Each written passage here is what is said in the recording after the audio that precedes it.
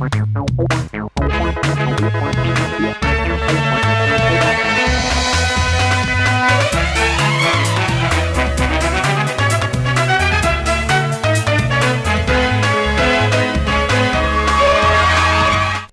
आप देख रहे हैं राष्ट्रीय समाचार और मैं हूं आपके साथ प्रिया पांडे। पहले एक नजर हेडलाइंस पर। नगर परिषद नगर पंचायत चुनाव के रुझान, महायुति को 218 एमवीए, सिर्फ 27 सीटों पर आगे। बीजेपी कार्यकर्ताओं में जश्न, ढोल ताशों की गूंज। बीएमसी चुनाव से पहले सियासी संकेत। केंद्रीय मंत्री जीतन राम मांझी ने कहा, नीतीश कुमार 20 से 25 साल के छोकरा तो नहीं है। नई नई बयानबाजी के कारण इस पर सियासी गरमाई। आगरा में भरभराकर दीवार गिरी, 7 लोग मलबे में दबे, 2 की मौत। गांव वाले ने फावड़े से मिट्टी हटाकर निकाला। अरावली बचेगी तो दिल्ली बचेगी, अखिलेश यादव। अरावली पर संकट, एनसीआर के भविष्य की चेतावनी। माउंट आबू रोड मार्ग पर हुआ भीषण सड़क हादसा, एक ही कंपनी के सभी लोग आए थे माउंट आबू घूमने। हादसे के बाद सभी घायलों को ट्रॉमा सेंटर लाया गया। महाराष्ट्र से इस वक्त बड़ी चुनावी खबर सामने आ रही है। स्थानीय नगर परिषद और नगर पंचायत चुनाव के शुरुआती रुझानों में एनडीए के नेतृत्व वाली महायुति प्रचंड जीत की ओर बढ़ती दिख रही है। कुल 228 सीटों पर हुए चुनाव में महायुति 218 सीटों पर आगे चल रही है, जबकि महाविकास अघाड़ी महज 47 सीटों तक सिमटती नजर आ रही है। रुझानों के मुताबिक बीजेपी अकेले 127 सीटों पर बढ़त बनाए हुए हैं। एकनाथ शिंदे की शिवसेना को 54 और अजित पवार की एनसीपी को 37 सीटों पर बढ़त मिली दिख रही है। वहीं विपक्ष की बात करें तो कांग्रेस 31, शिवसेना यूबीटी 9 और शरद पवार की एनसीपी को 7 सीटों पर आगे हैं। अन्य के खाते में 23 सीटें जीत जाती दिख रही हैं। इस जीत के बाद मुंबई स्थित बीजेपी मुख्यालय में जश्न का माहौल है। कार्यकर्ता ढोल ताशों की धुन पर नाचते नजर आए, एक दूसरे को मिठाई खिलाकर जीत का जश्न मनाया गया। यह नतीजे 2024 के विधानसभा चुनाव में महायुति के जीत के बाद आए हैं और आने वाले ब्राह्मण्य महानगर पालिका चुनाव से पहले इन्हें बेहद अहम माना जा रहा है। हालांकि राज्य में कृषि संकट, महिलाओं के कल्याणकारी योजनाओं के भुगतान और किसानों की आर्थिक मदद जैसे मुद्दे चुनाव में मौजूद थे। इसके बावजूद महाविकास अघाड़ी मजबूत चुनौती पेश नहीं कर सकी। दूसरी ओर आंतरिक तनाव के बावजूद महायुति ने जमीनी स्तर पर बेहतर समन्वय दिखाया और इसका असर नतीजों में साफ नजर आ रहा है। बीजेपी प्रदेश अध्यक्ष रविंद्र चौहान ने जीत को जनता के विश्वास की जीत बताया और कहा कि सभी मुद्दों के बावजूद मतदाताओं ने विकास और स्थिर सरकार के पक्ष में वोट देकर महायुति को स्पष्ट बढ़त दिलाई है।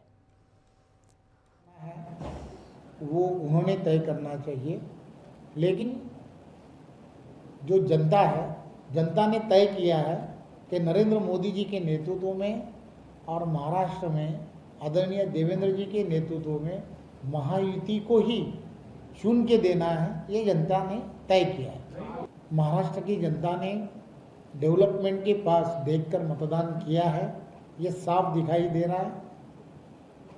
मुंबई हो या ये 29 जगह पर ये महानगर पालिका के चुनाव है, इन सभी जगह पर इंफ्रास्ट्रक्चर हो, डेवलपमेंट के काम हो, जिस ताकत से महायुति के सरकार ने किए हैं, वहाँ की पूरी जनता को उसकी पूरी जानकारी है। बुलेटिन में अगली खबर बिहार से।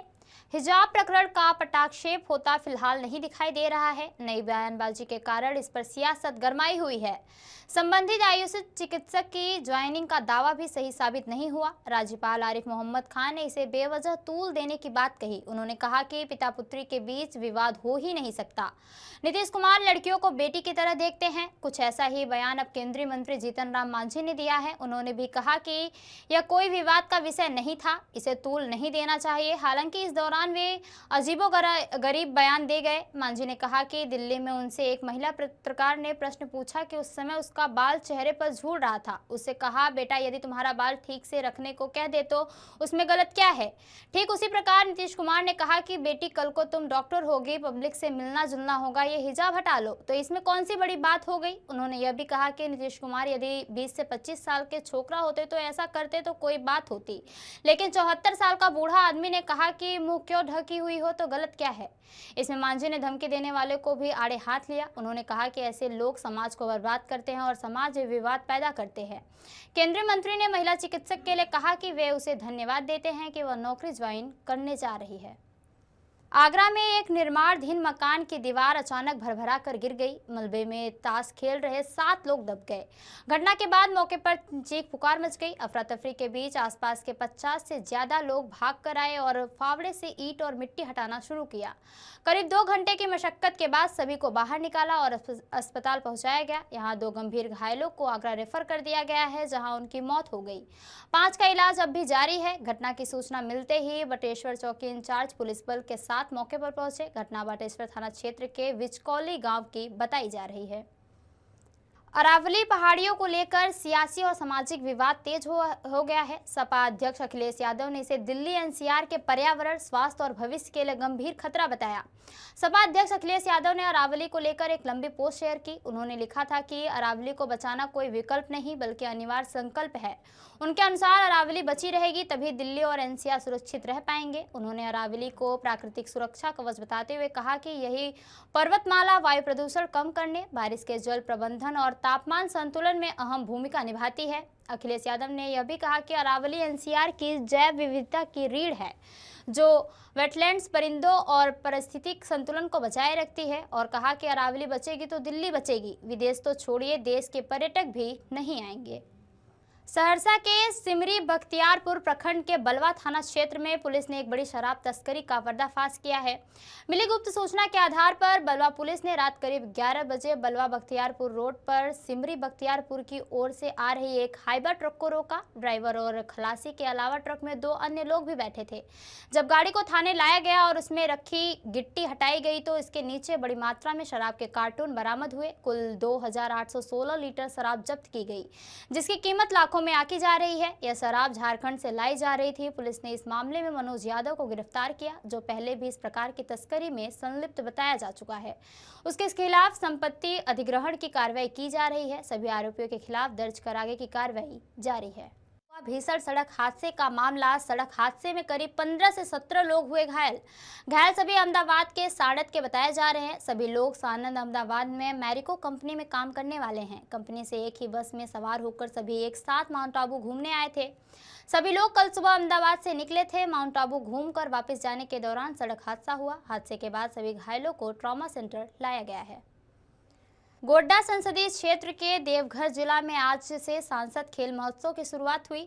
26 दिसंबर तक चलने वाले इस महोत्सव का उद्घाटन देवघर कॉलेज मैदान में स्थानीय सांसद निशिकांत दुबे ने किया। महोत्सव की शुरुआत मैराथन दौड़ से हुई, जिनमें बड़ी संख्या में पुरुष और महिला खिलाड़ी शामिल हुए। सांसद ने कहा कि यह आयोजन ग्रामीण और शहरी क्षेत्रों के खिलाड़ियों के लिए प्रतिभा को राष्ट्रीय और अंतर्राष्ट्रीय स्तर पर निखारने का अच्छा प्लेटफॉर्म है। महोत्सव में 11 खेलों की प्रतिस्पर्धा होगी और 6000 से अधिक खिलाड़ी भाग ले रहे हैं। इसके साथ ही सांस्कृतिक कार्यक्रमों का भी आयोजन किया गया।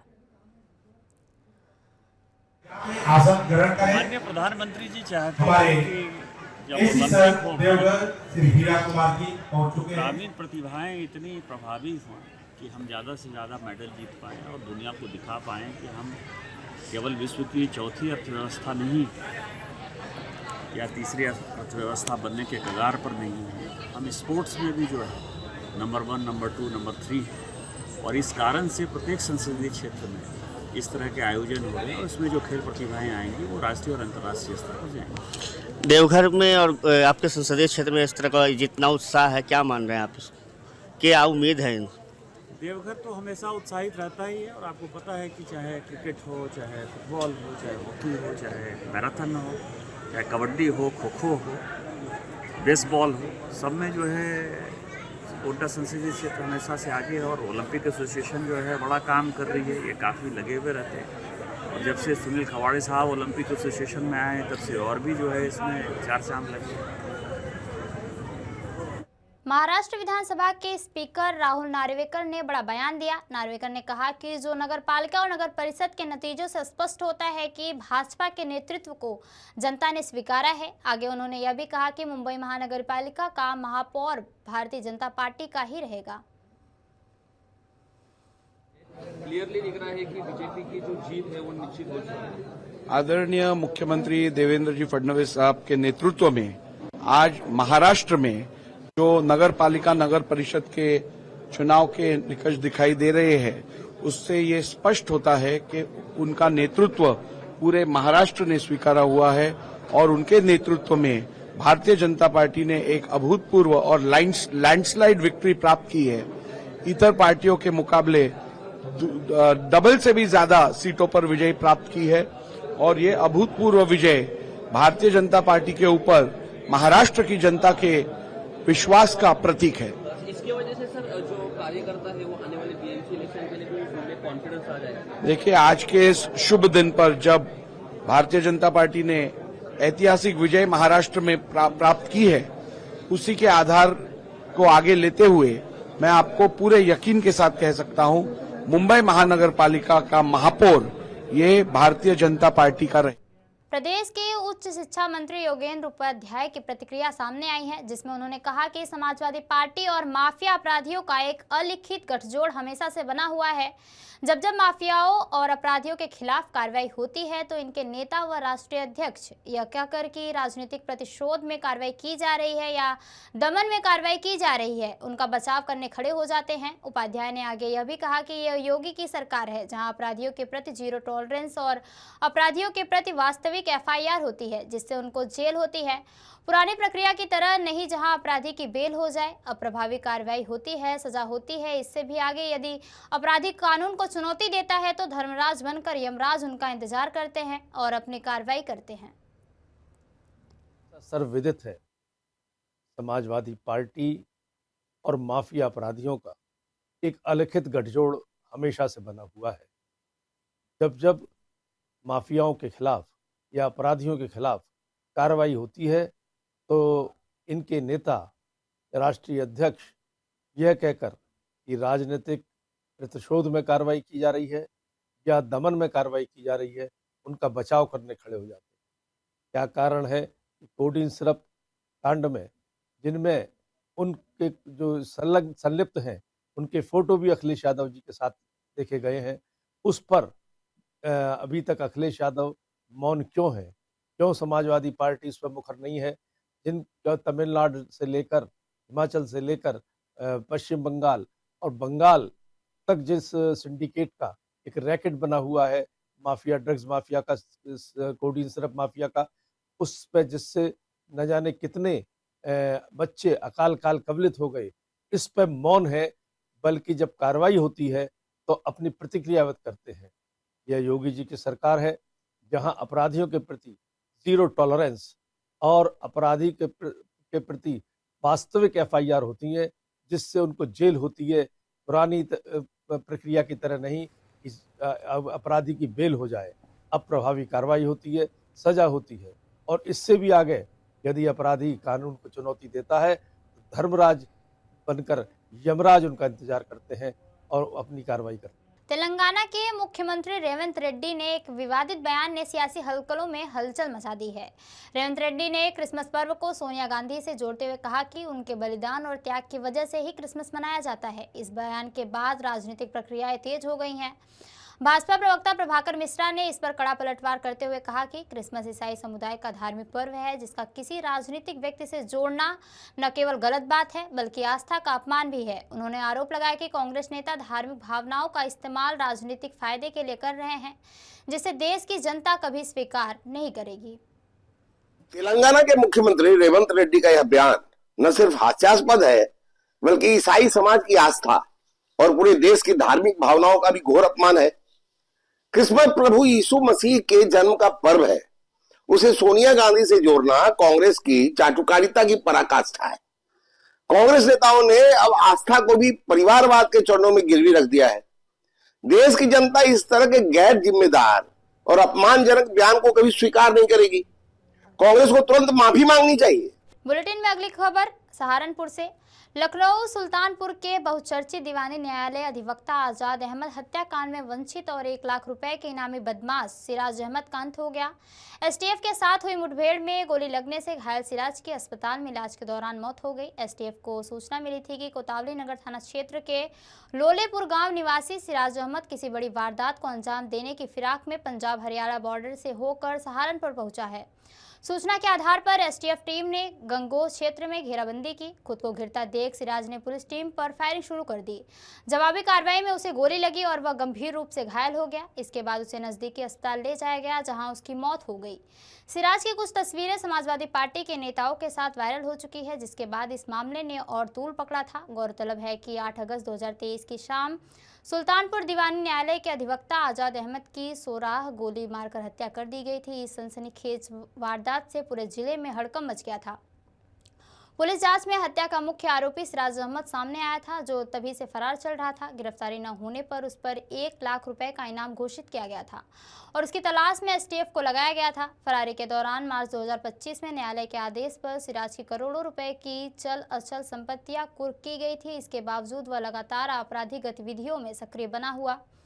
मुठभेड़ में स्थल से एसटीएफ ने 1 मोटरसाइकिल, 2 पिस्टल, भारी मात्रा में जिंदा कारतूस, खोखा कारतूस और 4 मोबाइल फोन, 2 वाईफाई डोंगल, 1 छोटा बैग और आधार कार्ड समेत अन्य कागजात बरामद किए हैं। पुलिस के अनुसार सिराज अहमद का आपराधिक इतिहास बेहद लंबा रहा है। उसके खिलाफ उत्तर प्रदेश के विभिन्न जनपदों में हत्या के प्रयास और रासुका जैसी गंभीर धाराओं में करीब 30 मुकदमे दर्ज थे। इस संबंध में कुंवर अनपन सिंह ने बताया कि सहारनपुर में मुठभेड़ के दौरान सिराज के घायल होने और बाद में मौत की पुष्टि हुई है। उसका आपराधिक इतिहास पहले ही एसटीएफ के साथ साझा किया जा चुका था। पुलिस अब उसके नेटवर्क और अन्य सहयोगों की जानकारी जुटाने में लगी हुई है। समस्तीपुर में केंद्र सरकार द्वारा महात्मा गांधी राष्ट्रीय ग्रामीण रोजगार गारंटी अधिनियम का नाम बदलने और उसमें संशोधन की संभावनाओं के खिलाफ कांग्रेस के आह्वान पर जोरदार प्रदर्शन किया गया। कांग्रेस कार्यालय से निकला यह विरोध मार्च समाहरणालय तक पहुंचा, जिसमें जिला अध्यक्ष अबू तमीम सहित कई वरिष्ठ नेता और कार्यकर्ता शामिल हुए। प्रदर्शन के दौरान कांग्रेस नेताओं ने केंद्र सरकार के खिलाफ नारेबाजी करते हुए कहा कि मनरेगा केवल एक योजना नहीं बल्कि ग्रामीण गरीबों की आजीविका से जुड़ी लाइफलाइन है। जिला अध्यक्ष अबू तमीम ने आरोप लगाया कि योजना से महात्मा गांधी का नाम हटाने का प्रयास ग्राम स्वराज्य और गांधीवादी विचारधारा पर हमला है। उन्होंने कहा कि यूपीए सरकार ने 2005 में ग्रामीण बेरोजगारी और पलायन रोकने के उद्देश्य से इस योजना की शुरुआत की थी, जिसके तहत हर ग्रामीण परिवार को साल में 100 दिन का रोजगार मिलता है। वहीं महिला कांग्रेस जिला अध्यक्ष देविका गुप्ता ने कहा कि योजना के नाम पर वित्तीय ढांचे में बदलाव से गरीबों के हितों को नुकसान पहुंचेगा और सरकार को किसी भी फैसले से पहले संसद और ग्रामीण समाज में संवाद करना चाहिए। मांगे हैं कि देख रहे हैं नरेगा का कैसे माने मोदी सरकार बंद करने लगे हैं और महात्मा गांधी का नाम को गुमराह करने की काम कर रहे हैं।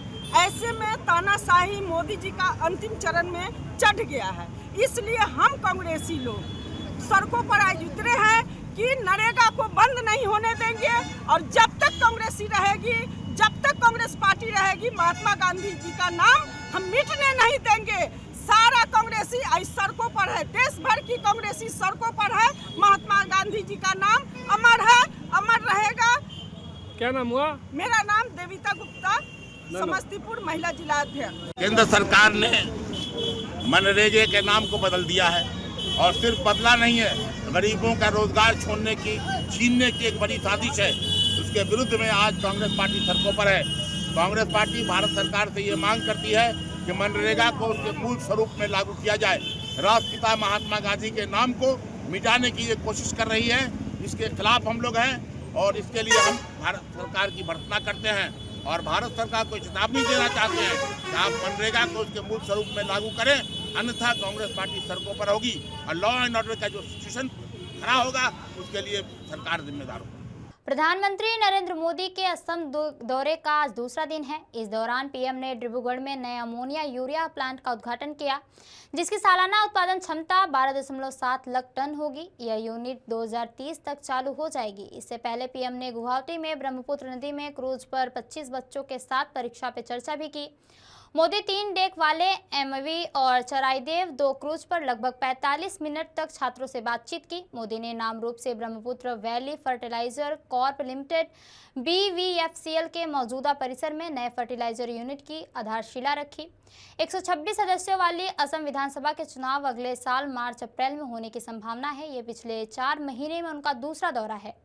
पीएम मोदी परीक्षा पे चर्चा के बाद शहीद स्मारक पहुंचे, जहां 1985 में अवैध प्रवासियों के खिलाफ असम आंदोलन के शहीदों को श्रद्धांजलि दी। प्रधानमंत्री के आंदोलन के पहले शहीद खरगेश्वर तालुकादार की प्रतिमा पर माला चढ़ाई। 6 साल तक चले आंदोलन के 860 शहीदों की याद में यहां एक दिया हमेशा जलता रहता है।